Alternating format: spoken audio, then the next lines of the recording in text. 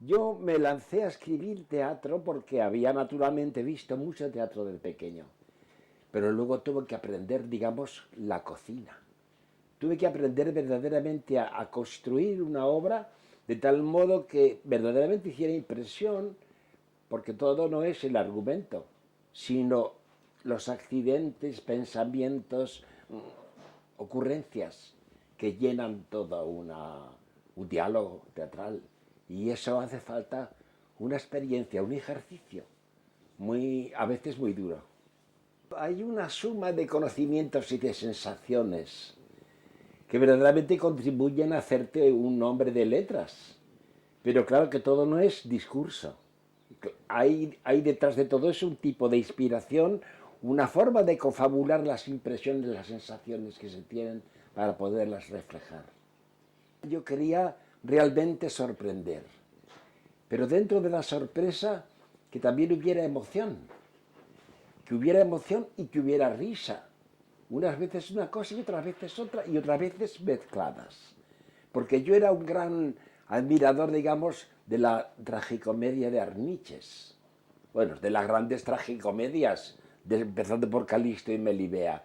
Pero realmente lo que era de mi tiempo y que yo veía de pequeño era el tipo de tragicomedia arnichesca que me parecía de una habilidad extraordinaria y además la gente se reía muchísimo. Y a mí me encanta divertir a la gente. Yo he dado con colaboradores magníficos. Yo no sé si yo les transmitía un entusiasmo o ellos ya eran así. Y tuvimos la gran suerte de coincidir. Y claro, he colaborado con gentes estupendas y muy seguido, con José Luis Alonso, con Adolfo Marsillac, incluso con Miguel Narros. Pero en fin, es curioso que además, en tanto que director exclusivo de mis obras, he dado con artistas estupendos, magníficos colaboradores. Algunos de ellos verdaderamente famosísimos, famosísimos, que son los más dúctiles. Eso es lo curioso. Las grandes estrellas a mí me han resultado unas corderas. Es curioso. No sé cuántas citar, pero hay tantas. Han sido gentes magníficas, actrices de primera categoría y actores también. Y a los textos, por la gente muy reprimida, que les chocaba mucho que apareciese Rosa Valenti desnuda, que mostrase el trasero, maravilloso por otra parte, pero bueno, había gente que salía del teatro y decía, dejemos que pequen ellos, y se marchaban, pero eran los menos. La mayoría, vamos, todos en el fondo se quedaban curiosísimos por ver qué pasaba. Pero yo muchas veces, después de mi primer gran éxito, me preguntaba, bueno, ¿será por la gracia que tenga la obra o será por los desnudos? Al final me convencí que no, porque me convenció, digamos, una serie de gente intelectual, entendida, que naturalmente me demostraba que el texto estaba bien y que era divertido. Pero al principio, en la transición, cuando por primera vez aparecieron en mis obras desnudos de muchachos y de señoras, pues había un sector mínimo del público que reaccionaba y se marchaba. Eran un pocos amigos, poca gente que me decía, y no eran tan amigos, pero decían zapatero a tus zapatos. Pero enseguida cambió, porque tuve dos éxitos grandes seguidos y verdaderamente pues se aceptó perfectamente que yo fuera autor teatral, además de escenógrafo y director. Ya pues Coronada y el Toro o La señora Tártara. Entonces cuando ya recibí premios literarios de importancia, pues ya se dio por sentado que yo era más que nada un autor. Digamos, y un autor facedor también de espectáculos. No solamente el que hace un libro, una sugerencia dramática con un texto, sino que yo llenaba la escena de imágenes realmente pues dibujadas por mí, pensadas exactamente para ese texto y para ese público. porque hay que ser oportuno siempre. Hay que estudiar a qué público se dirige uno y con qué lenguaje. Mi larga estancia en París me procuró relaciones magníficas y llevaba un buen camino incluso de ser un buen escenógrafo e incluso de ser un buen escritor de textos teatrales. Pero de pronto aquello se rompió por una circunstancia personal y me vine a España. Y eso no hay mal que por bien no venga, porque realmente me encontré verdaderamente en mi mundo, en mi tierra, en aquello que yo quería hacer. Me encontré con la literatura española. Y me encontré con que todo el mundo hablaba español a mi lado. Ya fuera gente que hablase muy bien, como en Valladolid, a gente que hablaba un poco estropajoso, como en el sur. Pero para mí me encantaba escuchar español porque escuchaba a mis personajes. Y me acordaba también de cómo hablaban determinadas figuras o personajes en mi infancia. El modo de hablar de los pueblos, el modo de hablar de diferentes clases sociales en los pueblos de entonces. Y eso era muy pintoresco para mí. Era verdaderamente entrar en un mundo, en Francia era un mundo muy abstracto y aquí muy concreto. Yo ya había comenzado a escribir en español después de haber escrito bastante en francés en Francia. Y verdaderamente ya se había dibujado una forma especial. Pero cuando llegué aquí, esa forma se consagró definitivamente. Lo que yo digo es que eso ha sido una circunstancia biográfica que me hizo ser tardío en muchos aspectos. Es decir, yo he conocido el éxito relativamente tarde a como se conoce hoy en general a las gentes que se lanzan y antes de los 30 años ya son famosos, muchos de ellos. Y algunos que son profundos escritores tienen éxito antes de los 40.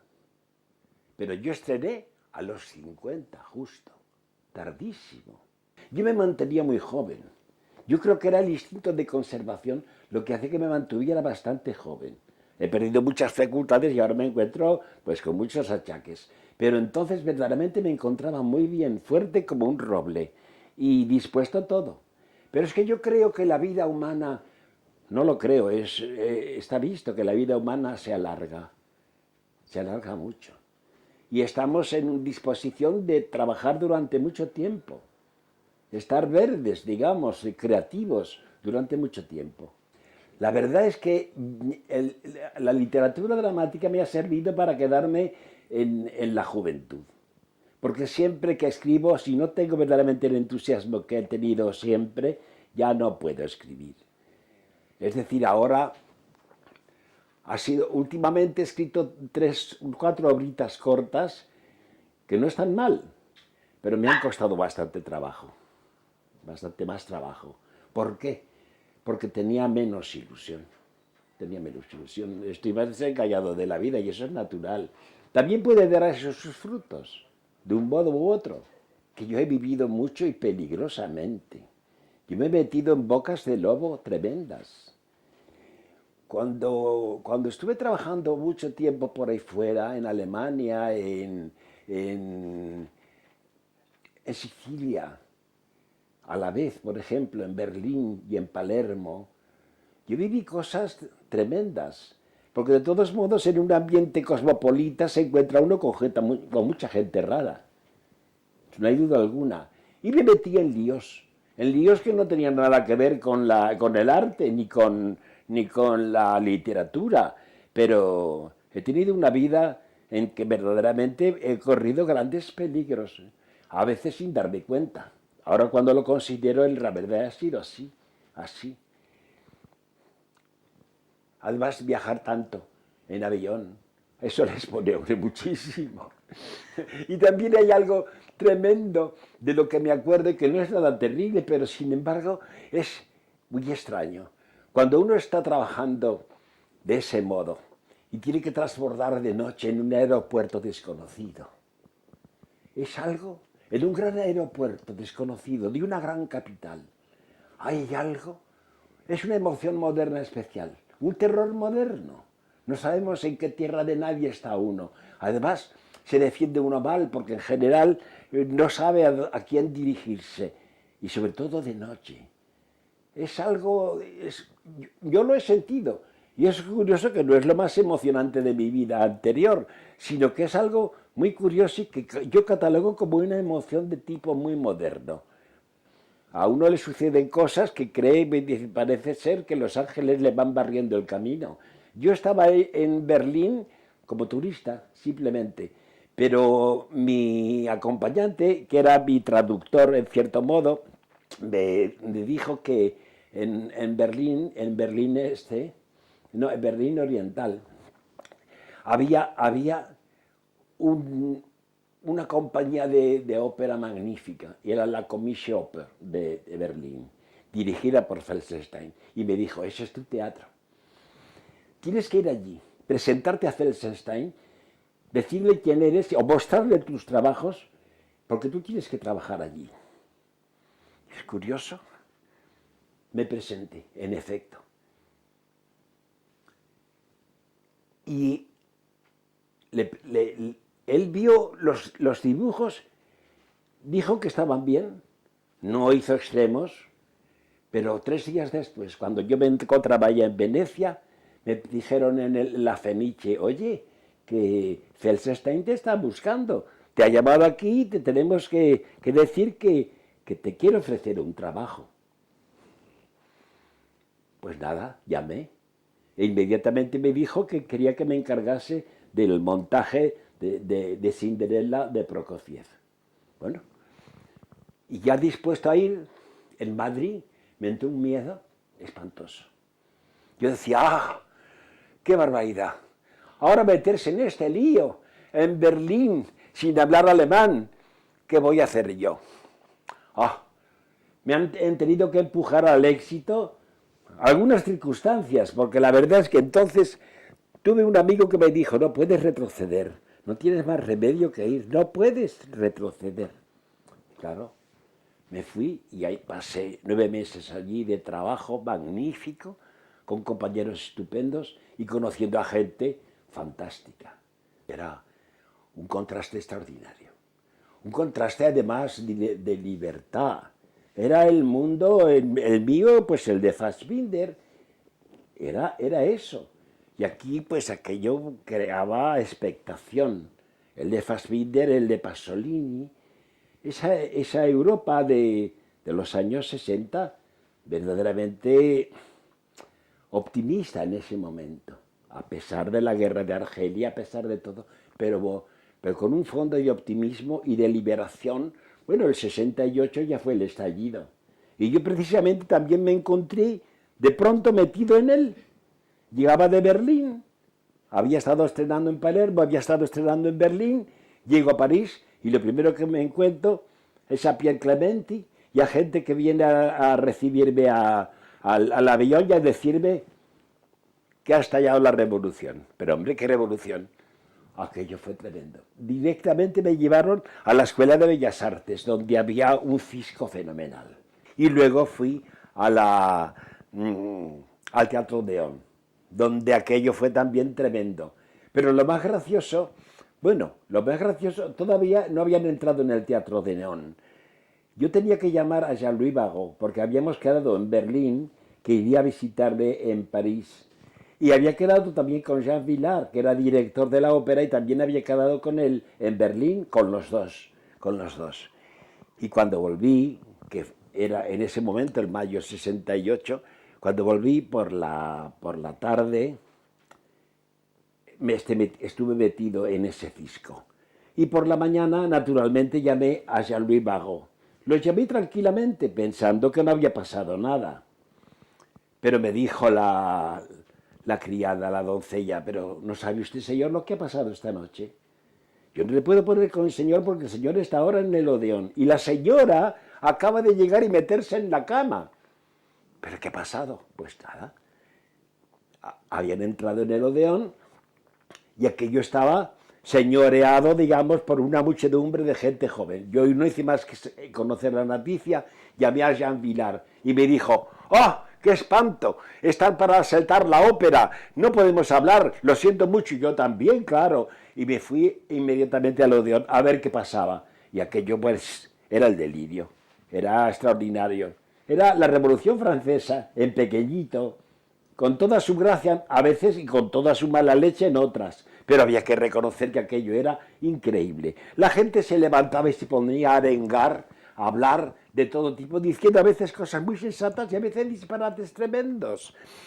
Pero era fantástico, fue fantástico. Claro, yo a los 2 días me vine, pero pasaron 2 o 3 más en que aquello estuvo pues en plena efervescencia y dejó un rastro histórico grande. Venía de trabajar en Palermo, venía de trabajar en Berlín, y la sensación de que yo tenía una puerta abierta para poder ir cuando quisiera, pero sin embargo este era mi hogar, y naturalmente me podía refugiar en él también.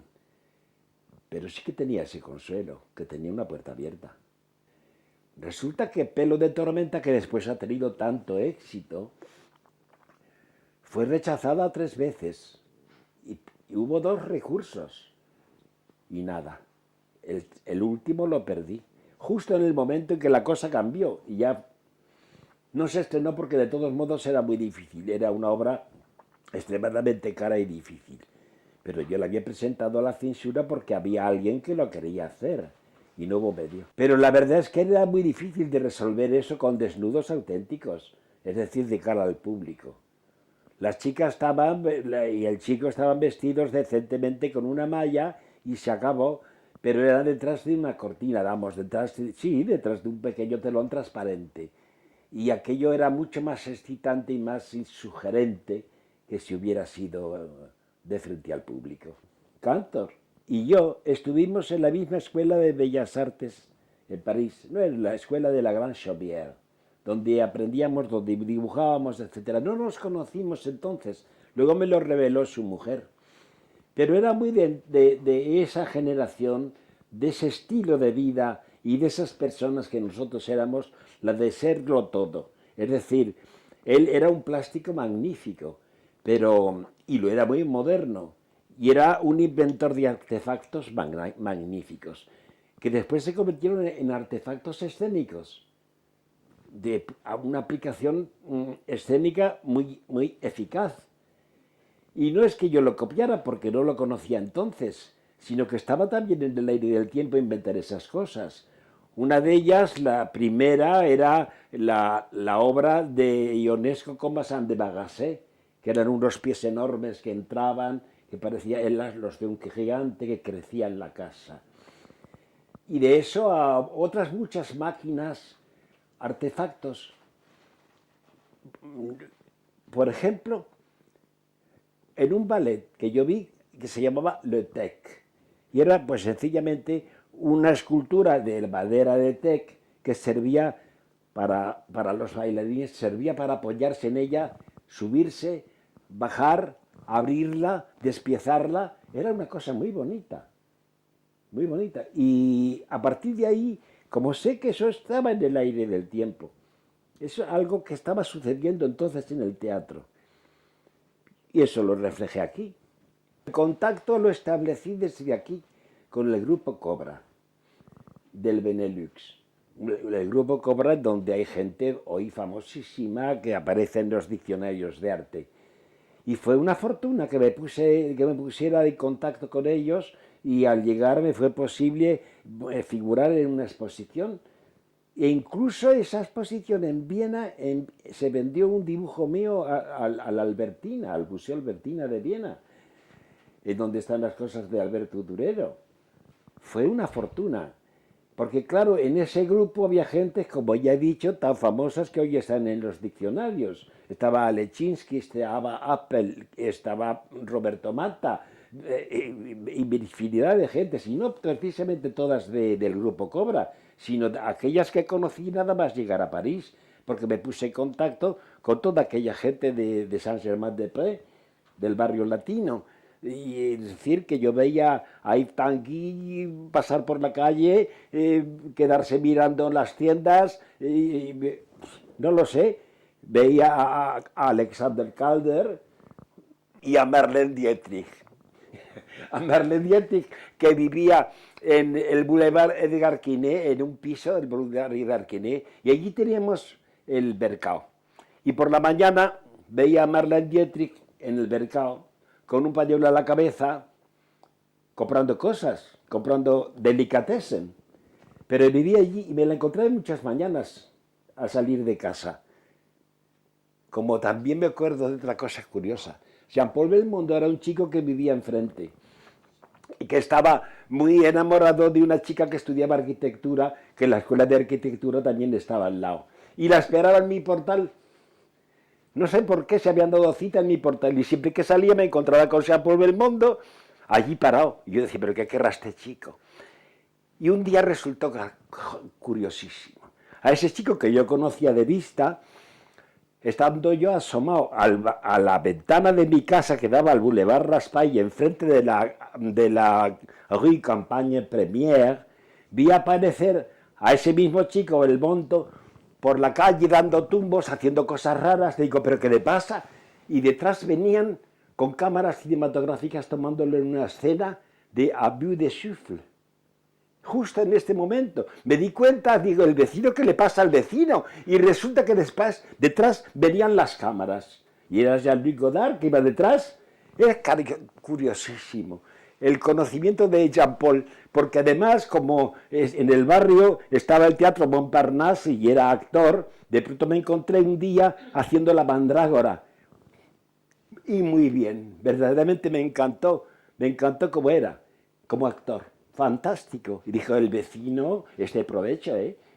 Pues claro, yo no le daba importancia, porque en cierto modo estaba un poco angustiado por mi futuro. Para mí, aquellas personas maravillosas, Max Ernst, su mujer, cantidad de gente estupenda que ya eran famosas, no me intimidaban demasiado, porque yo estaba un poco angustiado, en el fondo. Me preocupaba mucho mi futuro, no hay duda alguna, en esos momentos. Quien me dejó huella, es curioso, fue mi primera intervención en el teatro, digamos como escenógrafo, y que fue precisamente con la banda, digamos, juvenil del TNP, del Teatro Nacional Popular. Porque allí fue donde conocí a Catherine Deneuve y a su hermana. Y conocí también a Pierre Clementi. Y fue muy agradable aquel trabajo con jóvenes, porque yo era más viejo que ellos, ya. Pero después, al ver sus carreras, y sobre todo la de Catherine Deneuve, me ha deslumbrado pensar que yo estaba tan cerca de esa chica, que tan guapa era y tan sosa. Era, por ejemplo, Michel de Galderot, el gran autor belga. Era el propio Ionesco, a quien conocí mucho más tarde. Era Beckett, que también conocí más tarde. Cuando ya me habían impresionado mucho sus obras. A Ionesco lo traté porque, naturalmente, como yo me convertí en traductor de una de sus obras, pues tuve que tratar con él.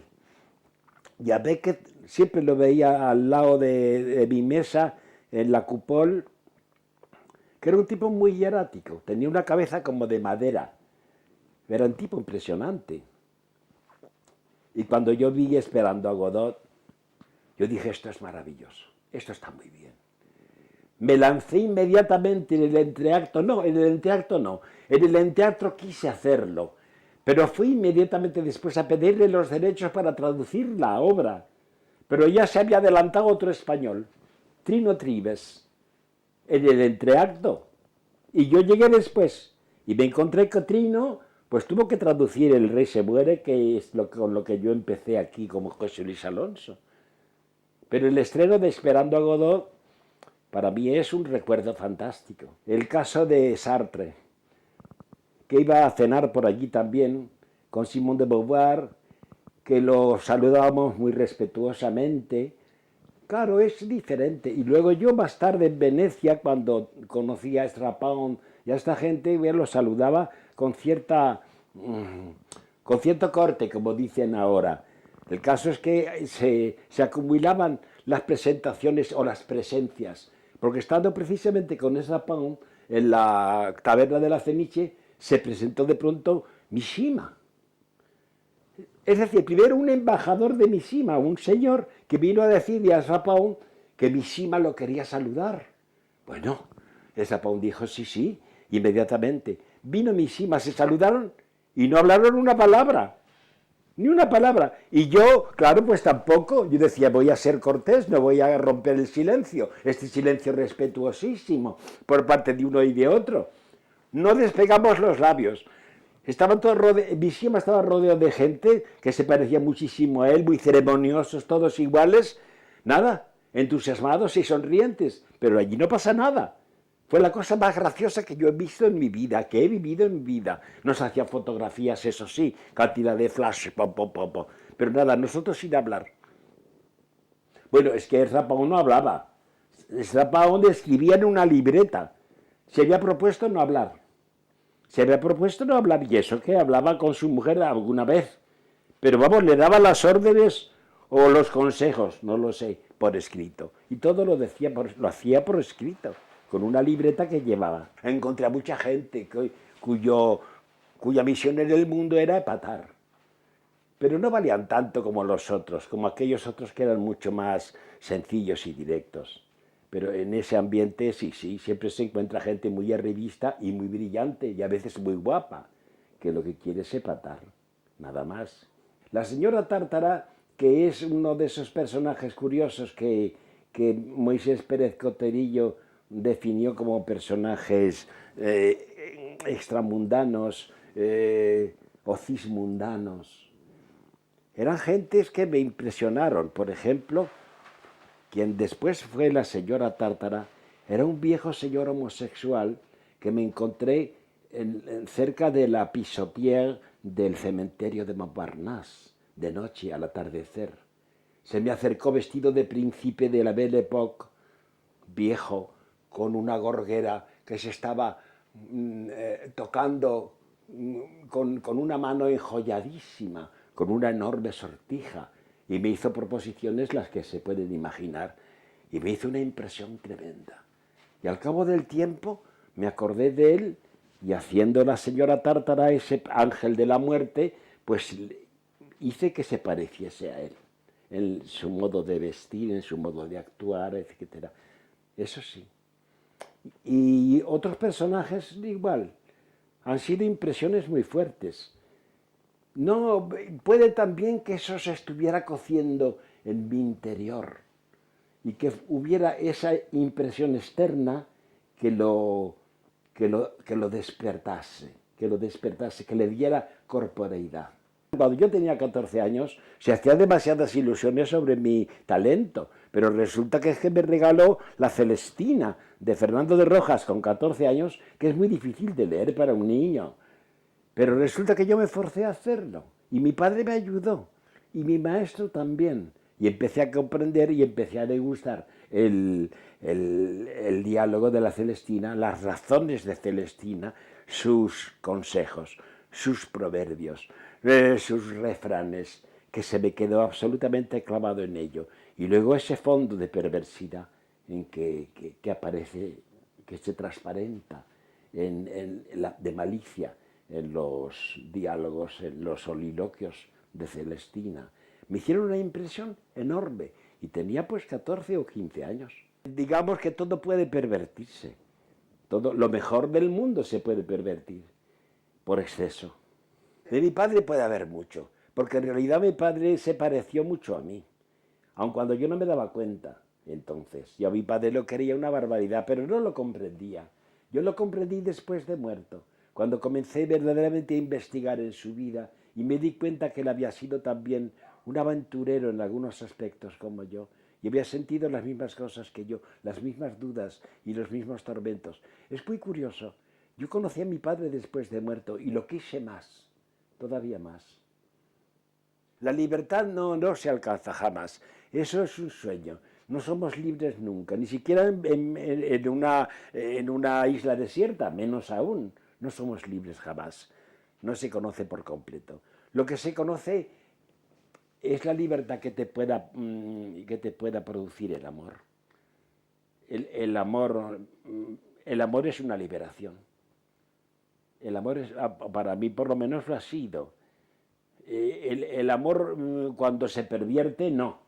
Pero cuando nace, el amor promete tanto que parece que tocamos la libertad con la mano, que la tenemos, que disponemos de ella, la libertad de amar. Está precisamente la figura de Alexandre, pero también está la figura de alguna amante mía que fue una mujer verdaderamente que yo no estimé tanto en su momento, pero que al paso de los años me he dado cuenta que era una mujer extraordinaria y que me dejó algo inefable, no lo puedo describir ahora, me dejó algo maravilloso. Fue una mujer que en las memorias aparece bajo el nombre de Carola, no era su nombre, pero fue algo maravilloso. Y ha habido otra mujer también, pero sobre todo esta. Yo era el pobre chico que acababa de quedarme sin padre y que iba en el tranvía y que un señor miraba con interés, un señor extraño, que yo me decía, parece extranjero, parece inglés. Y nos miramos con un gran interés el uno al otro. Y resulta que pasados los años, y yo ya convertido en un escenógrafo de éxito, y además escribiendo ya con mucha seguridad, me presentan a Vicente Alexandre. Y entonces nos decimos, pero ¿cómo? Tú eres aquel que vio en el tranvía y que me miraba con tanto interés. Y yo iba hecho polvo, por otra parte, porque estaba muy triste por la muerte de mi padre.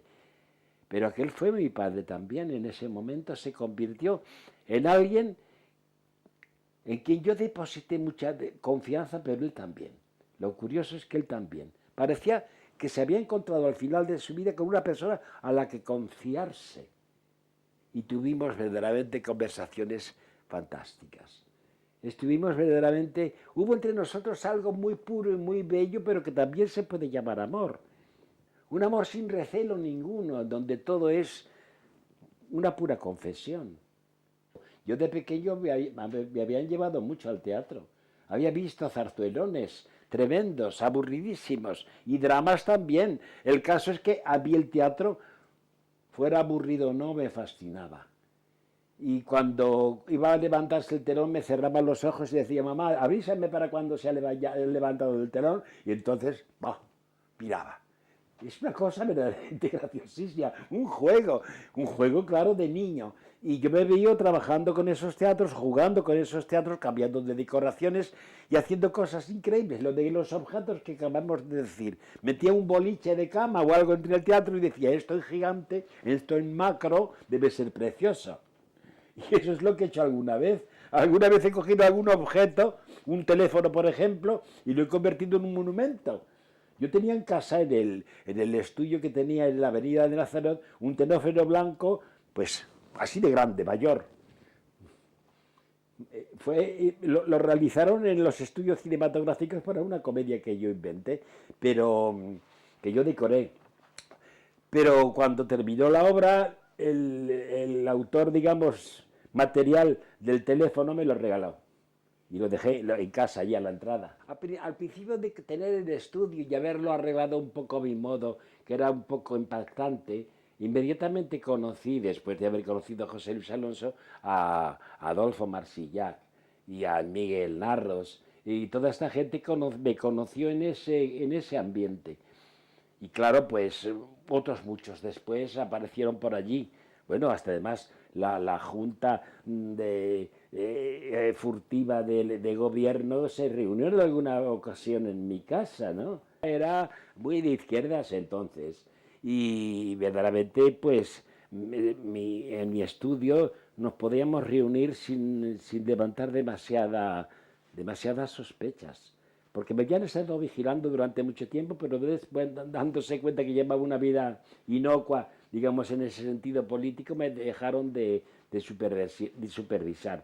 Y luego tuve el teléfono intervenido, pero eso cesó. Y más tarde ya hubo una cierta apertura, una cierta libertad y no me. Yo me he sentido siempre espiado en algún sentido. Cuando trabajaba en Berlín Oriental, a la salida del hotel, siempre había un fotógrafo que disparaba. Y era Pues espionaje de Estado. Sí, sí, sencillamente.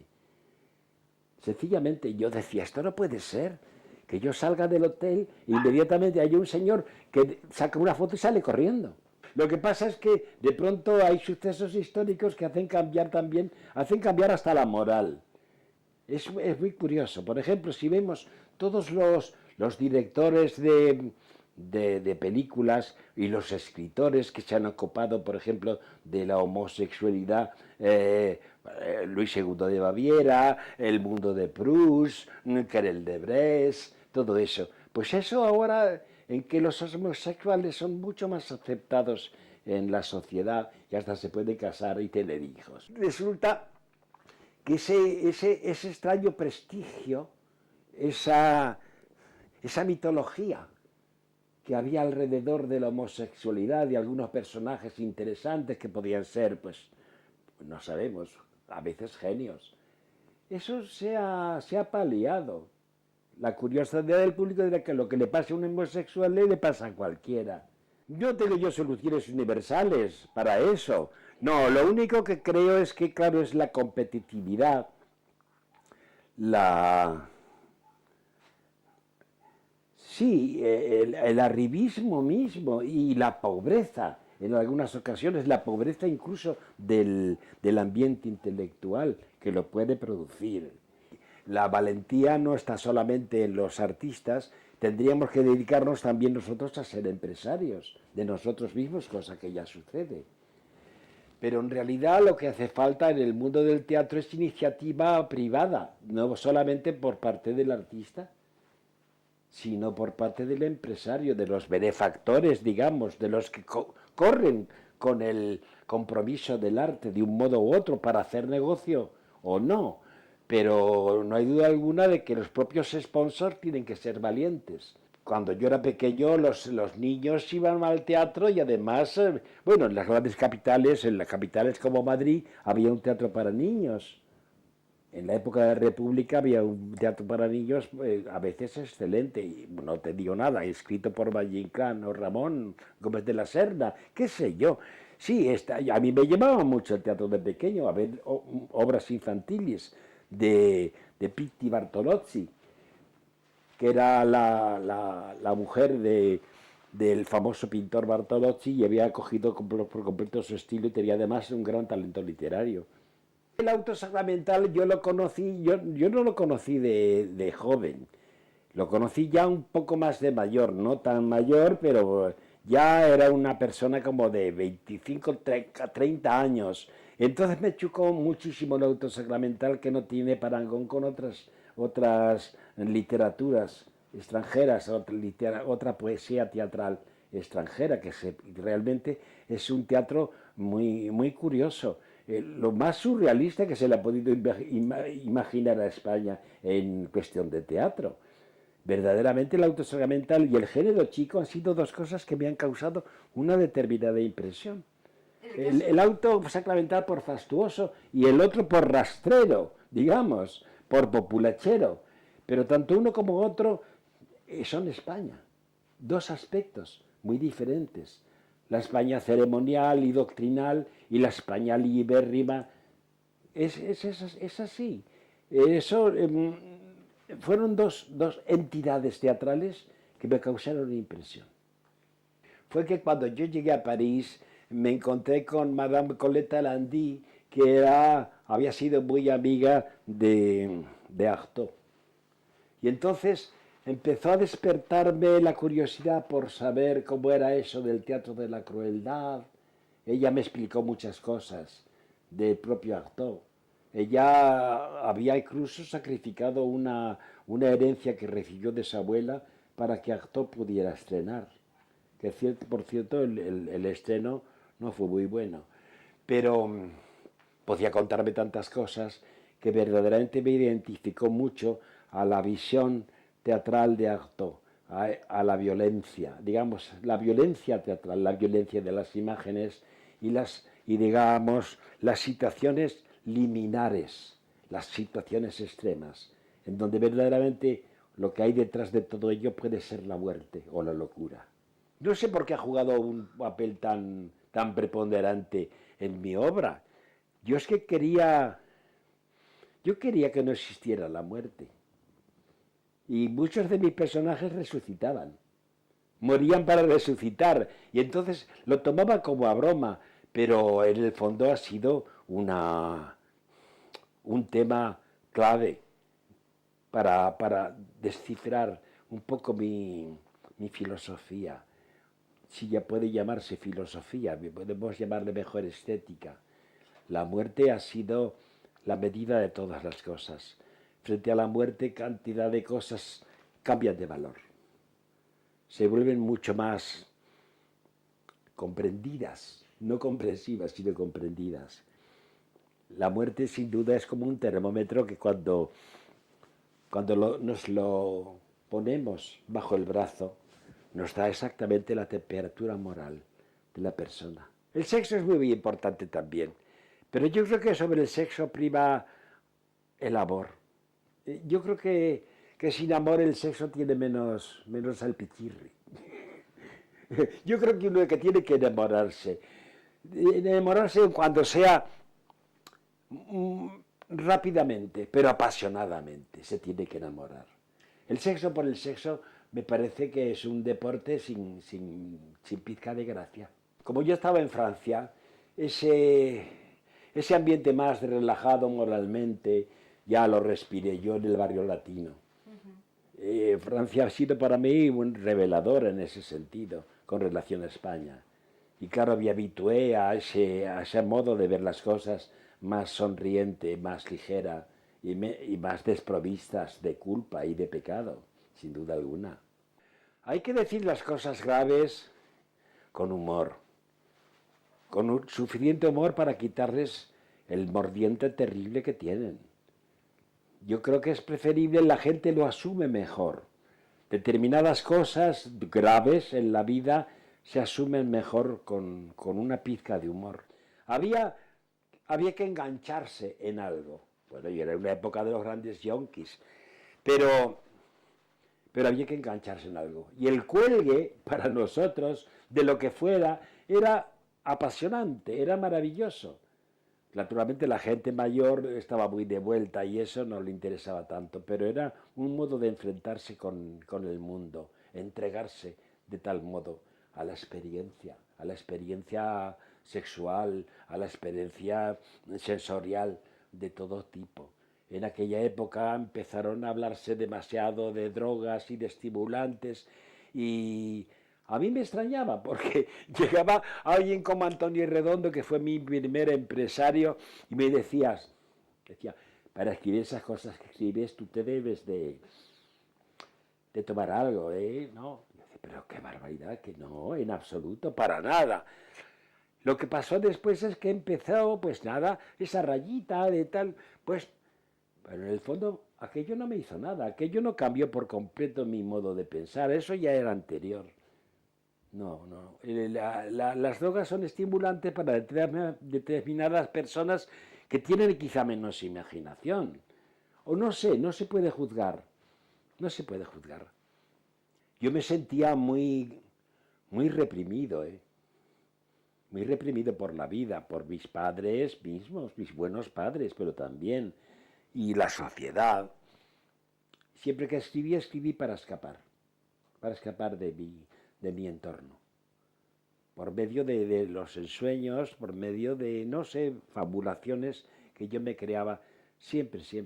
A mí se me ha dado casi siempre bien dirigir actores, pero también he tenido mis choques. Y cuando se produce eso no hay nada que hacer. Hay que crear una familia muy compenetrada que trabaja absolutamente mano con mano. Y eso a veces es un tanto difícil de conseguir. Lo que seguía a veces, no, y muy frecuentemente Marsillac, y lo conseguía también José Luis Alonso, y lo consigue Miguel Narros también. Eso yo creo que es la labor del director. Hay momentos en que chocas con un intérprete, que puede ser alguien muy famoso, muy conocido, que la cosa no funciona. Eso es lamentable, porque en realidad el éxito se basa más que nada en esto, en la conjunción de todos, de toda una compañía, de unos personajes, de unos intérpretes que se entienden de un modo u otro, que además trabajan con alegría.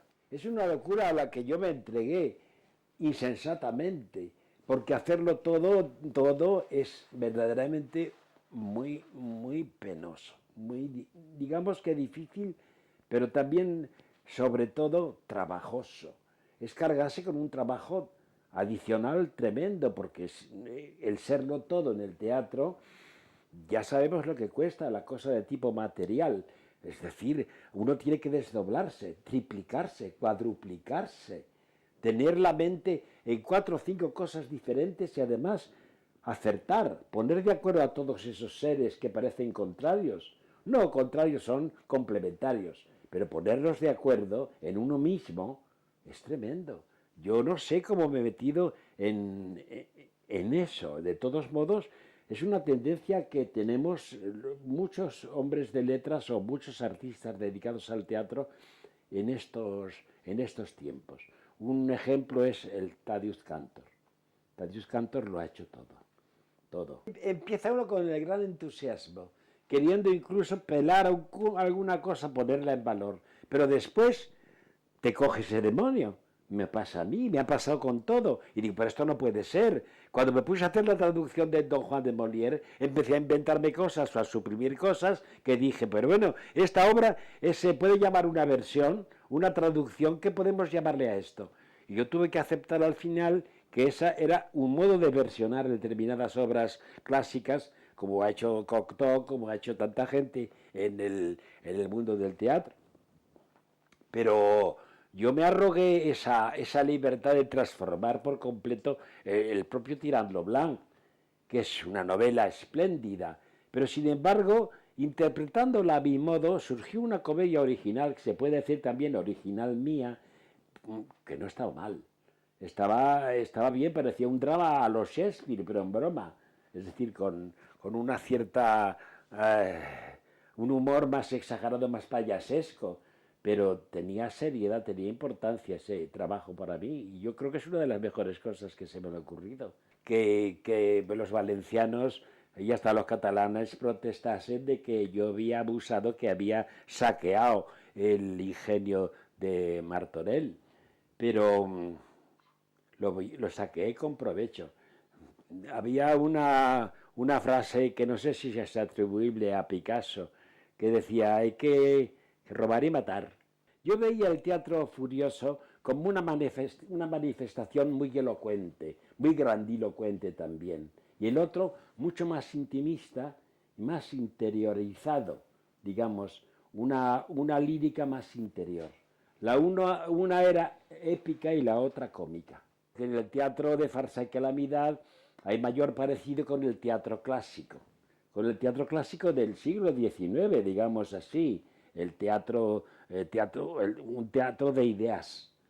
Pero claro, estas ideas son diferentes, son otras, pero se expresan un poco con la misma pausa, el mismo ritmo, algo parecido. Es una comedia bien hecha, pero con mala intención. Es que hay muchas cosas diferentes. De pronto podemos ver a un Valle Inclán que está muy bien, como el que se ha representado o aún se está representado en el español, o podemos ver a un Cortés, y también está muy bien. Hay cantidad la escena madrileña es ahora mucho más dinámica que cuando yo era niño, porque entonces había grandes prestigios y además no existía esa hegemonía de la televisión, sino que verdaderamente la gente, para pasarlo bien y divertirse, tenía que ir al teatro, que era un espectáculo, pues en general, pues muy culto. Estaba la comedia de Benavente, las comedias de los Quintero, los Arniches, etcétera, pero ahora hay una gran variedad, sí, mucha. Más ahora en estos momentos. Para la tele hice una cosa que era Caperucita y el otro, pero no, la tele es muy popular y lo que busca, pues son esos ambientes de casa de vecinos, algo que a la gente se pueda identificar con facilidad.